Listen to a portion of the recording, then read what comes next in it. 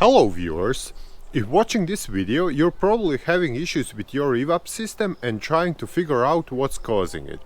The fact is, this emission control system is not something you'll even think about until something goes wrong and starts causing issues.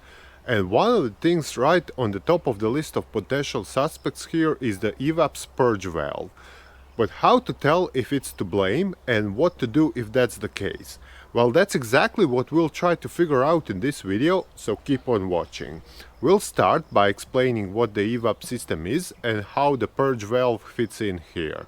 The EVAP is short for evaporative system, which in essence is a series of hoses that connect the fuel tank and the engine. But its job though is not to deliver the gasoline. Instead, what it does is route the gasoline fumes from inside the fuel tank to the engine's intake, where they get burned off during combustion. And on their way there, they pass through a canister filled with charcoal, which makes them less explosive.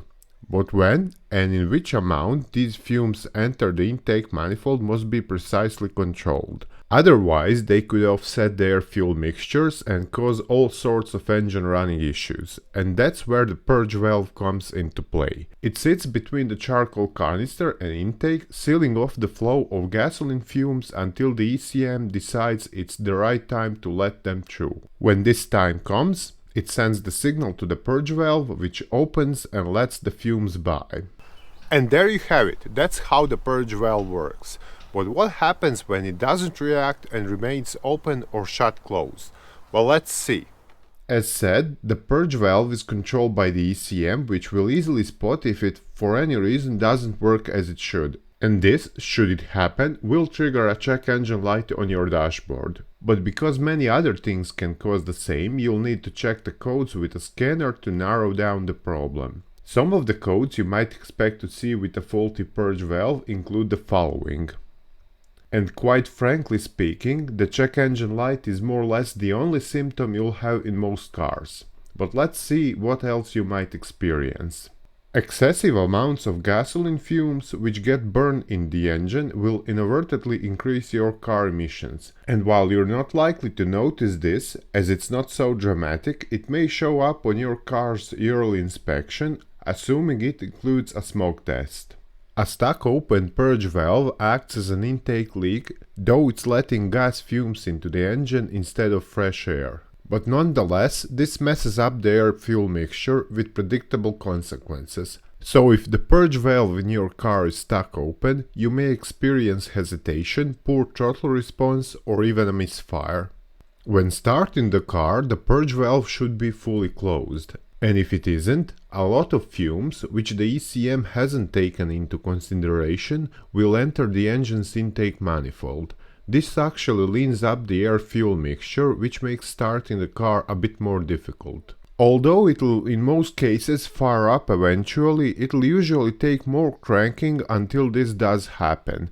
In addition, this might be even more noticeable after you just refueled your car, which effectively pushes a lot of vapor into the intake. Most issues caused by an incorrect air-fuel mixture are usually most noticeable while idling, and a defective purge valve isn't an exception. Fuel fumes uncontrollably entering the engine will definitely do this, causing the engine to run rough at idle. The same will happen if the hose connecting the valve and the intake manifold is cracked or broken, as this creates a vacuum leak. Based on explained symptoms, you can probably conclude that effects of a broken purge valve on the car's performance are mild or even negligible, and as such, there are no reason to stop immediately and call a tow truck.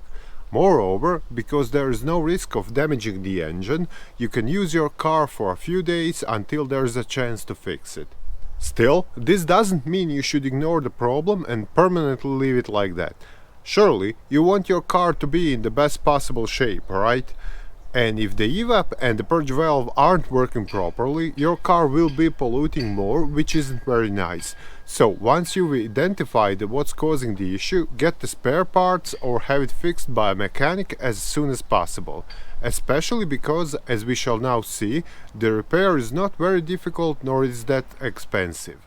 As said, the purge valve controls the flow between the charcoal canister and the engine's intake manifold, which largely determines its physical location.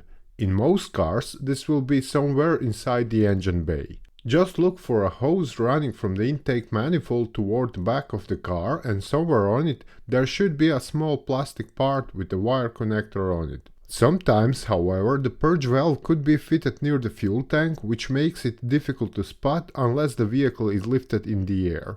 In most cases, purge valve failures are caused by electrical issues inside it. More specifically, this valve has an electromagnetic solenoid which opens and closes when the ECM sends a signal to it. And if this part stops working, which is what usually happens, the whole valve becomes inoperable. In addition, the valve might be clogged up with carbon buildups, though this is not highly likely. Apart from the purge valve itself, there are several other things to check, such as wiring and connector. These can be damaged or loose, obstructing the communication between the valve and ECM. Lastly, the hose connecting the purge valve and the intake manifold may be broken, which creates a vacuum leak.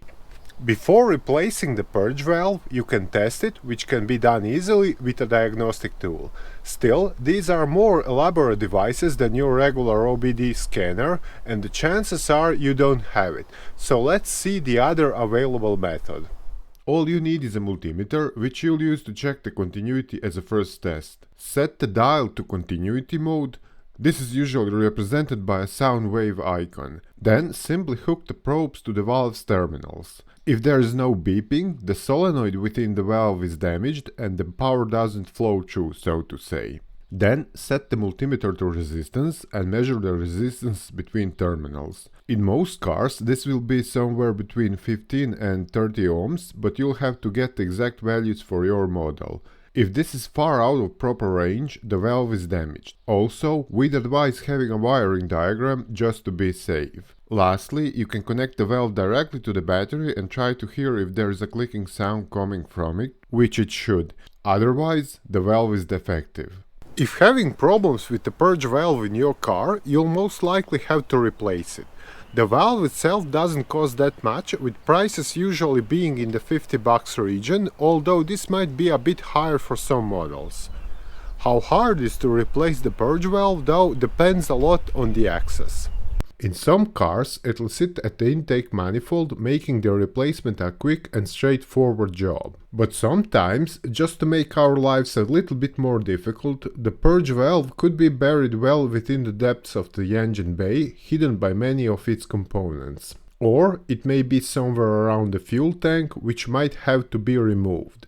Predictably, this makes the replacement a more lengthy and, if paying a mechanic, expensive job. On average, the labor costs here can range from as low as $30 to up to $200. So, dear viewers, that would be all about the purge valve and its role in the whole EVAP system. I hope that after you watch this video, figuring out if that's what's causing your issues will be easier, and more importantly, that you manage to fix your car.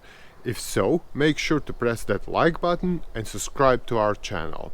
On the other hand, a lot of other issues can cause similar symptoms. So to see what they might be, check out other videos we have here or visit our website mechanicbase.com, where you can find all sorts of repair guides. Bye!